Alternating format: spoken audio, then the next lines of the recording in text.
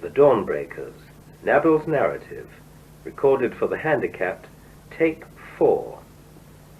After the death of the Vizier, Haji Mirza Akazi continued to show the utmost consideration to Baha'u'llah. He would visit him at his home, and would address him as though he were his own son. The sincerity of his devotion, however, was very soon put to the test. One day, as he was passing through the village of Kuchhizar, which belonged to Baha'u'llah, he was so impressed by the charm and beauty of that place, and the abundance of its water, that he conceived the idea of becoming its owner. Baha'u'llah, whom he had summoned to effect the immediate purchase of that village, observed, "Had this property been exclusively mine own, I would willingly have complied with your desire. This transitory life, with all its sordid possessions, is worthy of no attachment in my eyes, how much less this small and insignificant estate. As a number of other people, both rich and poor, some of full age and some still minors, share with me the ownership of this property, I would request you to refer this matter to them and to seek their consent." Unsatisfied with this reply, Haji Mirza Akazi sought, through fraudulent means, to achieve his purpose. So soon as Baha'u'llah was informed of his evil designs, he, with the consent of all concerned, immediately transferred the title of the property to the name of the sister of Muhammad Shah, who had already repeatedly expressed her desire to become its owner. The Haji, furious at this transaction, ordered that the estate should be forcibly seized, claiming that he already had purchased it from its original possessor. The representatives of Haji Mirza Akazi were severely rebuked by the agents of the sister of the Shah, and were requested to inform their master of the determination of that lady to assert her rights. The Haji referred the case to Muhammad Shah, and complained of the unjust treatment to which he had been subjected. That very night, the Shah's sister had acquainted him with the nature of the transaction. "Many a time," she said to her brother, "your Imperial Majesty has graciously signified your desire that I should dispose of the jewels with which I am wont to adorn myself in your presence, and with the proceeds purchase some property. I have at last succeeded in fulfilling your desire. Haji Mirza Akazi, however, is now fully determined to seize it forcibly from me." The Shah reassured his sister, and commanded the Haji to forego his claim. The latter, in his despair, summoned Baha'u'llah to his presence, and, by every artifice, strove to discredit his name. To the charges he brought against him, Baha'u'llah vigorously replied, and succeeded in establishing his innocence.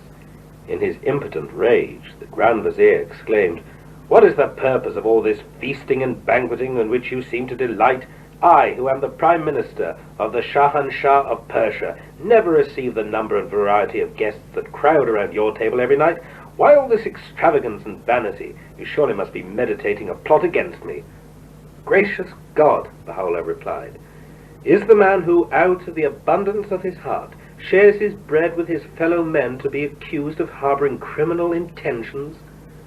Haji Mirza Akazi was utterly confounded. He dared no reply. Though supported by the combined ecclesiastical and civil powers of Persia, he eventually found himself, in every contest he ventured against Baha'u'llah, completely defeated. On a number of other occasions, Baha'u'llah's ascendancy over his opponents was likewise vindicated and recognized. These personal triumphs, achieved by him, served to enhance his position and spread abroad his fame. All classes of men marveled at his miraculous success in emerging unscathed from the most perilous encounters. Nothing short of divine protection, they thought, could have ensured his safety on such occasions. Not once did Baha'u'llah, beset though he was by the gravest perils, submit to the arrogance, the greed, and the treachery of those around him. In his constant association, during those days, with the highest dignitaries of the realm, whether ecclesiastical or state officials, he was never content simply to accede to the views they expressed or the claims they advanced. He would, at their gatherings, fearlessly champion the cause of truth, would assert the rights of the downtrodden, defending the weak and protecting the innocent. Chapter 6. Mullah Hussein's journey to Khurasan. As the Bab bade farewell to the letters of the living, he instructed them each and all to record separately the name of every believer who embraced the faith and identified himself with its teachings. The list of these believers he bade them enclosed in sealed letters and addressed them to his maternal uncle Haji Mirza Syed Ali in Shiraz, who would in turn deliver them to him. I shall classify these lists, he told them, into 18 sets of 19 names each. Each set will constitute one Vahid. A footnote says the numerical value of the word Vahid, which means unity, is 19.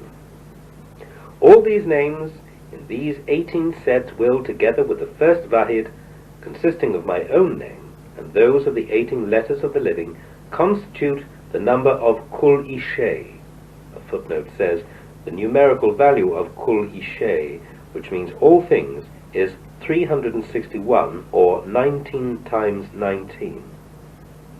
Of all these believers I shall make mention in the tablet of God, so that upon each one of them the beloved of our hearts may, in the day when he shall have ascended the throne of glory, confer his inestimable blessings, and declare them the dwellers of his paradise. To Mullah Hussein, more particularly, the Bab gave definite injunctions to send him a written report on the nature and progress of his activities in Isfahan, in Tehran, and in Khorasan. He urged him to inform him of those who accepted and submitted to the faith, as well as of those who rejected and repudiated its truth. Not until I receive your letter from Khorasan, he said, shall I be ready to set out from this city on my pilgrimage to Hijaz. Mullah Hussein, refreshed and fortified by the experience of his intercourse with Baha'u'llah, set out on his journey to Khorasan. During his visit to that province, he exhibited in an astonishing manner the effects of that regenerating power with which the parting words of the Bab had invested him. The first to embrace the faith in Khorasan was Mirza Ahmad-i Ajghandi, the most learned, the wisest, and the most eminent among the ulamas of that province. In whatever gathering he appeared, no matter how great the number or representative the character of the divines who were present, he alone was invariably the chief speaker. The high traits of his character, as well as his extreme devoutness, had ennobled the reputation which he had already acquired through his erudition, his ability, and wisdom. The next to embrace the faith among the sheikhs of Khorasan was Mullah Ahmad-i Muallim, who, while in Kabila, had been the instructor of the children of Sayyid Qasim. Next to him came Mullah Sheikh Ali, whom the Bab surnamed Azim, and then Mullah Mirza Muhammad-i Furuhi, whose learning was unsurpassed except by that of Mirza Ahmad. No one apart from these outstanding figures among the ecclesiastical leaders of Khorasan exercised sufficient authority or possessed the necessary knowledge to challenge the arguments of Mullah Hussein. Mirza Muhammad Baqir-i Qaini, who for the remaining years of his life had established his residence in Mashhad, was the next to embrace the message. The love of the Bab inflamed his soul with such a consuming passion that no one could resist its force or could belittle its influence. His fearlessness, his unsparing energy, his unswerving loyalty, and the integrity of his life all combined to make him the terror of his enemies and a source of inspiration to his friends. He placed his home at the disposal of Mullah Hussein, arranged for separate interviews between him and the ulamas of Mashhad, and continued to endeavor to the utmost of his power to remove every obstacle that might impede the progress of the faith. He was untiring in his efforts, undeviating in his purpose, and inexhaustible in his energy. He continued to labor indefatigably for his beloved cause until the last hour of his life, when he fell a martyr at the fort of Sheikh Tabasi. In his last days he was bidden by Qudus, after the tragic death of Mullah Hussein, to assume the leadership of the heroic defenders of that fort. He acquitted himself gloriously of his task. His home, situated in Bala Qiyaban, in the city of Mashhad, is up to the present time known by the name Babiye. Whoever enters it can never escape the accusation of being a Babi. May his soul rest in peace. Mullah Hussein, as soon as he had won to the cause such able and devoted supporters, decided to address a written report concerning his activities to the Bab. In his communication, he referred at length to his sojourn in Isfahan and Kashan, described the account of his experience with Baha'u'llah, referred to the departure of the latter for Mazindaran, related the events of Nur, and informed him of the success which had attended his own efforts in Khorasan. In it he enclosed a list of the names of those who had responded to his call, and of whose steadfastness and sincerity he was assured. He sent his letter by way of Yazd to the trustworthy partners of the Bab's maternal uncle, who were at that time residing in Tabas. That letter reached the Bab on the night preceding the 27th day of Ramadan, a night held in great reverence by all the sects of Islam, and regarded by many as rivaling in sacredness the Laylatul Qadr itself, the night which, in the words of the Quran, excelleth 1,000 months. The footnotes here say that Ramadan, corresponding with the night preceding the 10th of October, AD 1844, and the Laylatul Qadr, meaning literally the night of power, is one of the last 10 nights of Ramadan, and, as is commonly believed, the 7th of those nights reckoning backward. The only companion of the Bab, when that letter reached him that night, was Qudus, with whom he shared a number of its passages. I have heard Mirza Ahmad relate the following. The Bab's maternal uncle himself described to me the circumstances attending the receipt of Mullah Hussein's letter by the Bab. That night I saw such evidence of joy and gladness on the faces of the Bab and of Qudus as I am unable to describe. I often heard the Bab in those days exultingly repeat the words, "How marvelous, how exceedingly marvelous is that which has occurred between the months of Jamadi and Rajab." As he was reading the communication addressed to him by Mullah Hussein, he turned to Qudus and, showing him certain passages of that letter, explained the reason for his joyous expressions of surprise. I, for my part, remained completely unaware of the nature of that explanation. Mirza Ahmad, upon whom the account of this incident had produced a profound impression, was determined to fathom its mystery. Not until I met Mullah Hussein in Shiraz, he told me, was I able to satisfy my curiosity. When I repeated to him the account described to me by the Bab's uncle, he smiled and said how well he remembered that between the months of Jamadi and Rajab he chanced to be in Tehran. He gave no further explanation, and contented himself with this brief remark. But this was sufficient, however, to convince me that in that city of Tehran there lay hidden a mystery which, when revealed to the world, would bring unspeakable joy to the hearts of both the Bab and Qudus. The reference in Mullah Hussein's letter to Baha'u'llah's immediate response to the divine message, to the vigorous campaign which he had boldly initiated in Nur, and to the marvelous success which had attended his efforts, cheered and gladdened the Bab, and reinforced his confidence in the ultimate victory of his cause. He felt assured that if now he were to fall suddenly a victim to the tyranny of his foes and depart from this world, the cause which he had revealed would live, would, under the direction of Baha'u'llah, continue to develop and flourish, and would yield eventually its choicest fruit. The master hand of Baha'u'llah would steer its course, and the pervading influence of his love would establish it in the hearts of men. Such a conviction fortified his spirit and filled him with hope. From that moment, his fears of the imminence of peril or danger entirely forsook him. Phoenix-like, he welcomed with joy the fire of adversity, and glorified in the glow and heat of its flame. Chapter 7. The Bab's Pilgrimage to Mecca and Medina. The letter of Mullah Hussein decided the Bab to undertake his contemplated pilgrimage to Hijaz, entrusting his wife to his mother, and committing them both to the care and protection of his maternal uncle. He joined the company of the pilgrims of Fars, who were preparing to leave Shiraz for Mecca and Medina. A footnote says, according to Haji Mu'inuz Sultani's narrative, page 72, the Bab set out on his pilgrimage to Mecca and Medina in October AD 1844.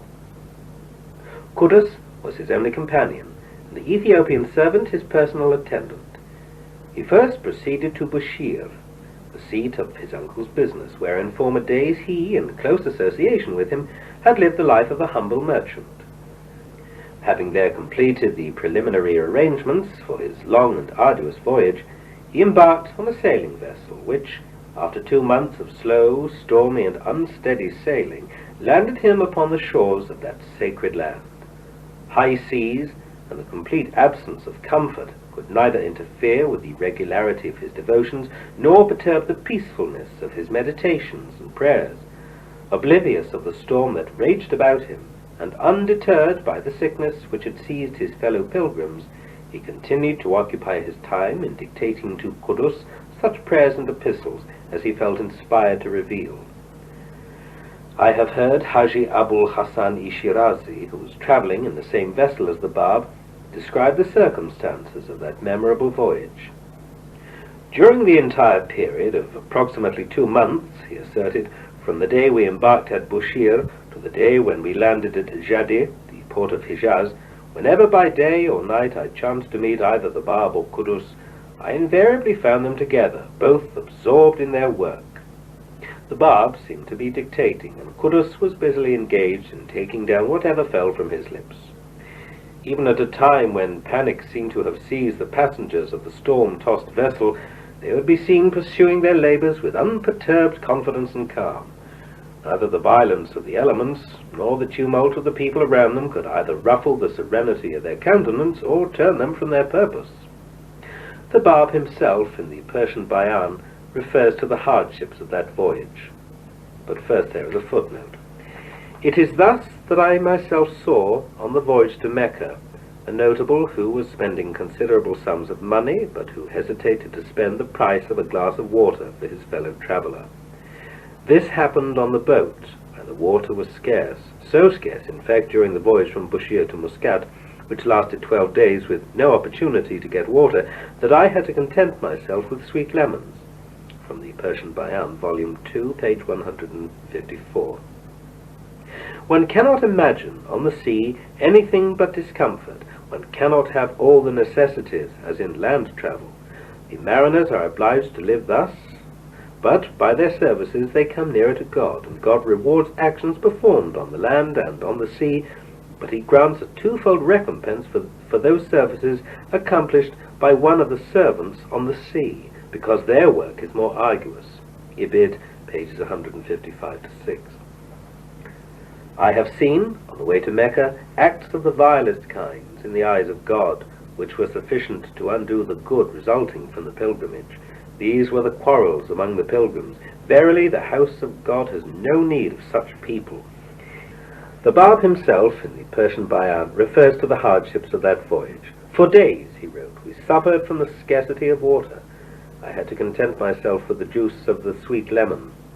Because of this experience, he supplicated the Almighty to grant that the means of ocean travel might soon be speedily improved, that its hardships might be reduced and its perils be entirely eliminated. Within a short space of time, since that prayer was offered, the evidences of a remarkable improvement in all forms of maritime transport have greatly multiplied, and the Persian Gulf, which in those days hardly possessed a single steam-driven vessel, now boasts a fleet of ocean liners that can, within the range of a few days and in the utmost comfort, carry the people of Fars on their annual pilgrimage to Hijaz. The people of the West, among whom the first evidences of this great industrial revolution have appeared, are, alas, as yet wholly unaware of the source whence this mighty stream, this great motive power, proceeds, a force that has revolutionized every aspect of their material life. Their own history testifies to the fact that in the year which witnessed the dawn of this glorious revelation, there suddenly appeared evidences of an industrial and economic revolution that the people themselves declare to have been unprecedented in the history of mankind. In their concern for the details of the working and adjustments of this newly conceived machinery, they have gradually lost sight of the source and object of this tremendous power which the Almighty has committed to their charge. They seem to have sorely misused this power and misunderstood its function. Designed to confer upon the people of the West the blessings of peace and happiness, it has been utilized by them to promote the interests of destruction and war. Upon his arrival in Jadi, the Bab donned the pilgrim's garb, mounted a camel, and set out on his journey to Mecca. Qudus, however, notwithstanding the repeatedly expressed desire of his master, preferred to accompany him on foot all the way from Jadi to that holy city. Holding in his hand the bridle of the camel upon which the Bab was riding, he walked along joyously and prayerfully, ministering to his master's needs, wholly indifferent to the fatigues of his arduous march. Every night, from eventide until daybreak, Qudus, sacrificing comfort and sleep, would continue with unrelaxing vigilance to watch beside his beloved, ready to provide for his wants and to ensure the means of his protection and safety. One day, when the Bab had dismounted close to a well in order to offer his morning prayer, a roving Bedouin suddenly appeared on the horizon, drew near to him, and, snatching the saddle-bag that had been lying on the ground beside him, and which contained his writings and papers, vanished into the unknown desert. His Ethiopian servant set out to pursue him, but was prevented by his master, who, as he was praying, motioned to him with his hand to give up his pursuit. "Had I allowed you," the Bab later on affectionately assured him, "you would surely have overtaken and punished him, but this was not to be. The papers and writings which that bag contained are destined to reach, through the instrumentality of this Arab, such places as we could never have succeeded in attaining. Grieve not therefore at his action, for this was decreed by God, the Ordainer, the Almighty." Many a time afterwards did the Bab, on similar occasions, seek to comfort his friends by such reflections. By words such as these, he turned the bitterness of regret and of resentment into radiant acquiescence in the divine purpose and into joyous submission to God's will. On the day of Arafat, which is the day preceding the festival, the Bab, seeking the quiet seclusion of his cell, devoted his whole time to meditation and worship. On the following day, the day after Nar, after he had offered the feast-day prayer, he proceeded to Muna, where, according to ancient custom, he purchased 19 lambs of the choicest breed, of which he sacrificed 9 in his own name, 7 in the name of Qudus, and 3 in the name of his Ethiopian servant. He refused to partake of the meat of this consecrated sacrifice, preferring instead to distribute it freely among the poor and needy of that neighborhood. Although the month of Zil-Hijji, December AD 1844, the month of pilgrimage to Mecca and Medina, coincided in that year with the first month of the winter season. Yet so intense was the heat in that region that the pilgrims who made the circuit of the sacred shrine were unable to perform that rite in their usual garments. Draped in a light, loose-fitting tunic, they joined in the celebration of the festival. The Bab, however, refused, as a mark of deference, to discard either his turban or cloak. Dressed in his usual attire, he, with the utmost dignity and calm, and with extreme simplicity and reverence, compassed the Kaaba and performed all the prescribed rites of worship. On the last day of his pilgrimage to Mecca, the Bab met Mirza Muhit-i-Kirmani. He stood facing the black stone when the Bab approached him, and taking his hand in his, addressed him in these words: "O Muhit, you regard yourself as one of the most outstanding figures of the Shaikhi community, and a distinguished exponent of its teaching. In your heart, you even claim to be one of the direct successors and rightful inheritors of those twin great lights, those stars that have heralded the morn of divine guidance. Behold, we are both now standing within this most sacred shrine. Within its hallowed precincts, he whose spirit dwells in this place can cause truth immediately to be known and distinguished from falsehood and righteousness from error. Verily I declare, none besides me in this day, whether in the east or in the west, can claim to be the gate that leads men to the knowledge of God. My proof is none other than that proof whereby the truth of the Prophet Muhammad was established. Ask me whatsoever you please. Now, at this very moment, I pledge myself to reveal such verses as can demonstrate the truth of my mission. You must choose either to submit yourself unreservedly to my cause, or to repudiate it entirely. You have no other alternative. If you choose to reject my message, I will not let go your hand until you pledge your word to declare publicly your repudiation of the truth which I have proclaimed. Thus shall he who speaks the truth be made known, and he that speaks falsely shall be condemned to eternal misery and shame. Then shall the way of truth be revealed, and made manifest to all men." This peremptory challenge, thrust so unexpectedly by the Bab upon Mirza Muhit-i Kirmani, profoundly distressed him. He was overpowered by its directness, its compelling majesty and force. In the presence of that youth, he, notwithstanding his age, his authority and learning, felt as a helpless bird prisoned in the grasp of a mighty eagle. Confused and full of fear, he replied, "My lord, my master, ever since the day on which my eyes beheld you in Kabila, I seemed at last to have found and recognized him who had been the object of my quest. I renounce whosoever has failed to recognize you, and despise him in whose heart may yet linger the faintest misgivings as to your purity and holiness.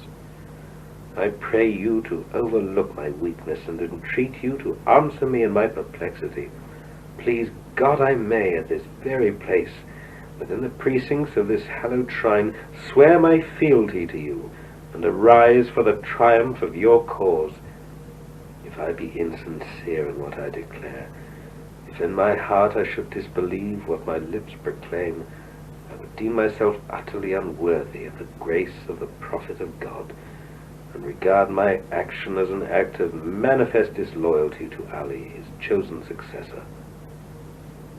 The Bab, who listened attentively to his words, and who was well aware of his helplessness and poverty of soul, answered and said, "Verily I say, the truth is even now known and distinguished from falsehood. O shrine of the prophet of God, and you, O Qudus, who have believed in me, I take you both in this hour as my witnesses. You have seen and heard that which has come to pass between me and him. I call upon you to testify thereunto, and God verily is, beyond and above you, my sure and ultimate witness.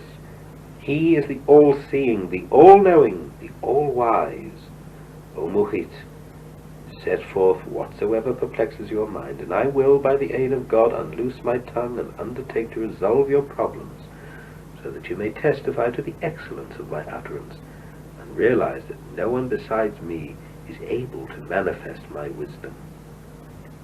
Mirza Muhit responded to the invitation of the Bab and submitted to him his questions. Pleading the necessity of his immediate departure for Medina, he expressed the hope of receiving, ere his departure from that city, the text of the promised reply. "I will grant your request," the Bab assured him. "On my way to Medina I shall, with the assistance of God, reveal my answer to your questions. If I meet you not in that city, my reply will surely reach you immediately after your arrival in Kabila. Whatever justice and fairness may dictate, the same shall I expect you to fulfill. If ye do well, to your own behoof will ye do well.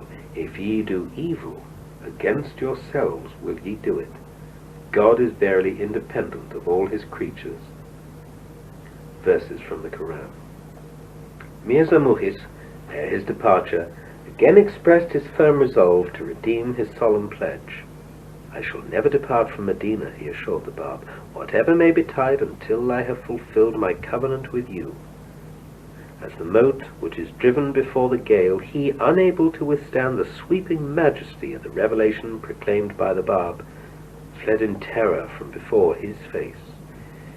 He tarried a while in Medina, and, faithless to his pledge, disregardful of the admonitions of his conscience, left for Kabila. The Bab, faithful to his promise, revealed on his way from Mecca to Medina his written reply to the questions that had perplexed the mind of Mirza Muhit, and gave it the name of Sahifi-i Bainul Haramain, which is the epistle between the two shrines. Mirza Muhit, who received it in the early days of his arrival in Kabila, remained unmoved by its tone, and refused to recognize the precepts which it inculcated. His attitude towards the faith was one of concealed and persistent opposition. At times he professed to be a follower and supporter of that notorious adversary of the Bab, Haji Mirza Karim Khan, and occasionally claimed for himself the station of an independent leader. Nearing the end of his days, whilst residing in Iraq, he, feigning submission to Baha'u'llah, expressed, through one of the Persian princes who dwelt in Baghdad, a desire to meet him. He requested that his proposed interview be regarded as strictly confidential. "Tell him," was Baha'u'llah's reply, "that in the days of my retirement in the mountains of Suleymaniye, I, in a certain ode which I composed, set forth the essential requirements from every wayfarer who treads the path of search in his quest of truth. Share with him this verse from that ode.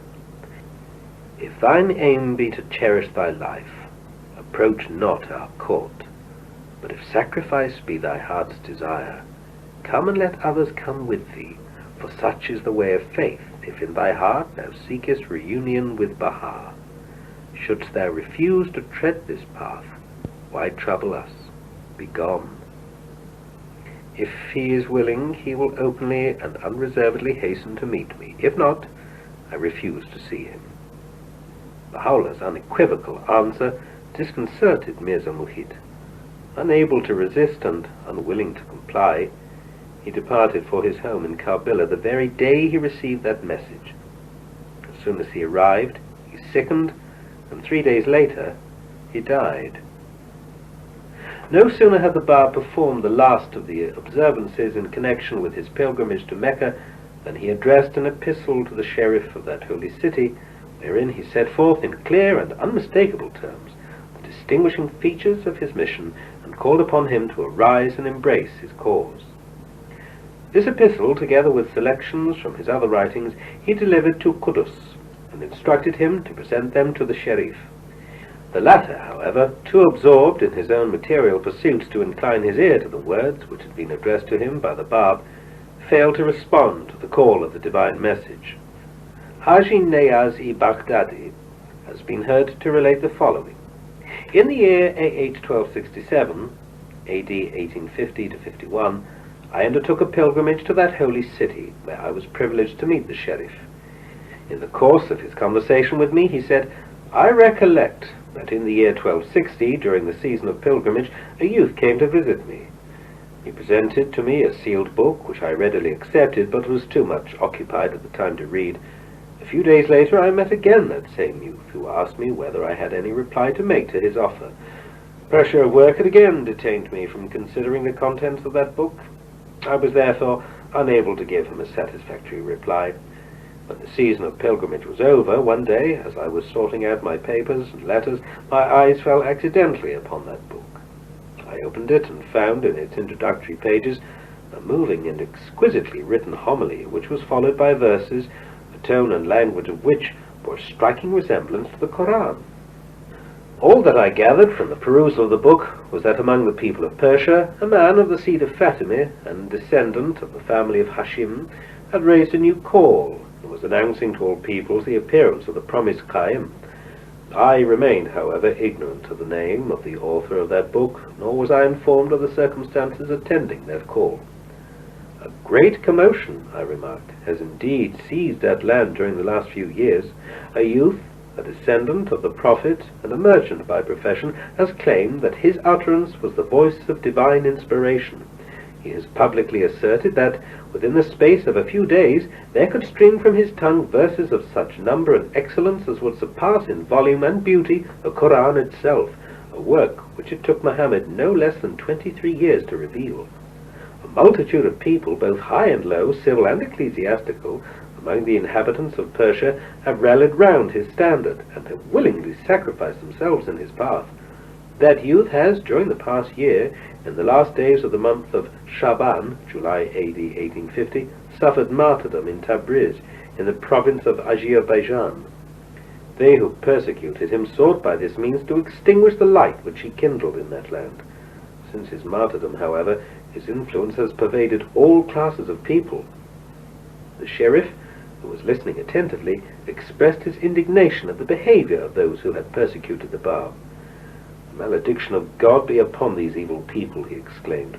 a people who in past days treated in the same manner our holy and illustrious ancestors." With these words the sheriff concluded his conversation with me. From Mecca the Bab proceeded to Medina.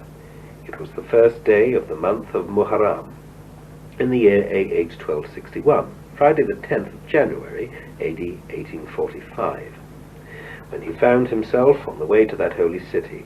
As he approached it, he called to mind the stirring events that had immortalized the name of him who had lived and died within its walls. Those scenes which bore eloquent testimony to the creative power of that immortal genius seemed to be reenacted with undiminished splendor before his eyes. He prayed as he drew nigh unto that holy sepulchre which enshrined the mortal remains of the prophet of God. He also remembered, as he trod that holy ground, that shining herald of his own dispensation. He knew that in the cemetery of Baha'i, in a place not far distant from the shrine of Muhammad, there had been laid to rest Sheikh Ahmad-i-Asai, the harbinger of his own revelation, who, after a life of onerous service, had decided to spend the evening of his days within the precincts of that hallowed shrine. There came to him also the vision of those holy men, those pioneers and martyrs of the faith, who had fallen gloriously on the field of battle, and who, with their lifeblood, had sealed the triumph of the cause of God. Their sacred dust seemed as if reanimated by the gentle tread of his feet. Their shades seemed to have been stirred by the reviving breath of his presence. They looked to him as if they had arisen at his approach, were hastening towards him, and were voicing their welcome. They seemed to be addressing to him this fervent plea: "Repair not unto thy native land, we beseech thee, O thou beloved of our hearts. Abide thou in our midst, for here, far from the tumult of thine enemies who are lying in wait for thee, thou shalt be safe and secure. We are fearful for thee. We dread the plottings and machinations of thy foes. We tremble at the thought that their deeds might bring eternal damnation to their souls." "Fear not," the Bab's indomitable spirit replied. "I am come into this world to bear witness to the glory of sacrifice. You are aware of the intensity of my longing. You realize the degree of my renunciation. Nay, beseech the Lord your God to hasten the hour of my martyrdom, and to accept my sacrifice. Rejoice, for both I and Qudus will be slain on the altar of our devotion to the King of Glory. The blood which we are destined to shed in his path will water and revive the garden of our immortal felicity. The drops of this consecrated blood will be the seed out of which will arise the mighty tree of God, the tree that will gather beneath its all-embracing shadow the peoples and kindreds of the earth. Grieve not, therefore, if I depart from this land, for I am hastening to fulfill my destiny." Chapter 8. The Bab's Stay in Shiraz After the Pilgrimage, Part 1. The visit of the Bab to Medina marked the concluding stage of his pilgrimage to Hijaz. From thence he returned to Jadi, and by way of the sea regained his native land. He landed at Bushir 9 months after he had embarked on his pilgrimage from that port.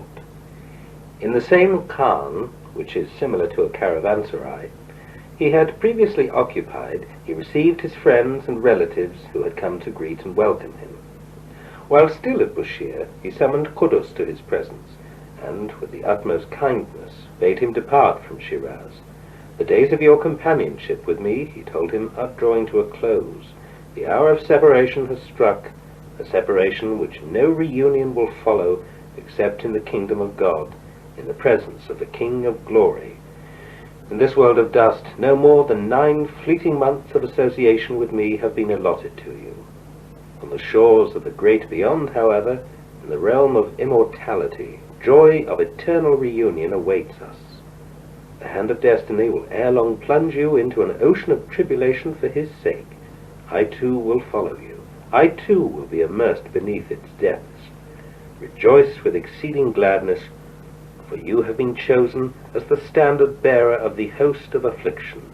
and are standing in the vanguard of the noble army that will suffer martyrdom in his name. In the streets of Shiraz, indignities will be heaped upon you, and the severest injuries will afflict your body. You will survive the ignominious behavior of your foes, and will attain the presence of him who is the one object of our adoration and love. In his presence you will forget all the harm and disgrace that shall have befallen you. The host of the unseen will hasten forth to assist you, and will proclaim to all the world your heroism and glory. Yours will be the ineffable joy of quaffing the cup of martyrdom for his sake. I too shall tread the path of sacrifice, and will join you in the realm of eternity." The Bab then delivered into his hands a letter he had written to Haji Mirza Syed Ali, his maternal uncle, in which he had informed him of his safe return to Bushire. He also entrusted him with a copy of the Qasail-i-Sabi, which is literally meaning the 7 qualifications, a treatise in which he had set forth the essential requirements for those who had attained to the knowledge of the new revelation and had recognized its claim. As he bade Qudus his last farewell, he asked him to convey his greetings to each of his loved ones in Shiraz. Qudus, with feelings of unshakable determination to carry out the expressed wishes of his master, set out from Bushire. Arriving at Shiraz, he was affectionately welcomed by Haji Mirza Syed Ali, who received him in his own home and eagerly inquired after the health and doings of his beloved kinsman. Finding him receptive to the call of the new message, Qudus acquainted him with the nature of the revelation with which that youth had already fired his soul. The Bab's maternal uncle, as a result of the endeavours exerted by Qudus, was the first, after the letters of the living, to embrace the cause in Shiraz. As the full significance of the new-born faith had remained as yet undivulged, he was unaware of the full extent of its implications and glory. His conversation with Qudus, however, removed the veil from his eyes. So steadfast became his faith, and so profound grew his love for the Bab, that he consecrated his whole life to his service. With unrelaxing vigilance, he arose to defend his cause and to shield his person. In his sustained endeavours, he scorned fatigue and was disdainful of death. Though recognized as an outstanding figure among the businessmen of that city, he never allowed material considerations to interfere with his spiritual responsibility to safeguard the person and advance the cause of his beloved kinsman. He persevered in his task until the hour when, joining the company of the 7 martyrs in Tehran, he, in circumstances of exceptional heroism, laid down his life for him. The next person whom Qudus met in Shiraz was Ismullahul Azdak, Mullah Sadiq-i Khurasani, to whom he entrusted the copy of the Qasail-i-Sabi, and stressed the necessity of putting into effect immediately all its provisions. Among its precepts was the emphatic injunction of the Bab to every loyal believer to add the following words to the traditional formula of the Ajam: "I bear witness that he whose name is Ali Qabul-i Muhammad," that is a reference to the name of the Bab, "is the servant of the Baqiyatullah," which is a reference to Baha'u'llah. Mullah Sadiq, who in those days had been extolling from the pulpit top to large audiences the virtues of the imams of the faith, was so enraptured by the theme and language of that treatise that he unhesitatingly resolved to carry out all the observances it ordained. Driven by the impelling force inherent in that tablet, he one day, as he was leading his congregation in prayer in the Masjid-i-Naw, suddenly proclaimed, as he was sounding the Azan, the additional words prescribed by the Bab. The multitude that heard him was astounded by his cry. Dismay and consternation seized the entire congregation. The distinguished divines, who occupied the front seats and who were greatly revered for their pious orthodoxy, raised a clamour, loudly protesting, "Woe betide us, the guardians and protectors of the faith of God! Behold, this man has hoisted the standard of heresy. Down with this infamous traitor! He has spoken blasphemy. Arrest him, for he is a disgrace to our faith." Who, they angrily exclaimed, dared authorize such grave departure from the established precepts of Islam? Who has presumed to arrogate to himself this supreme prerogative?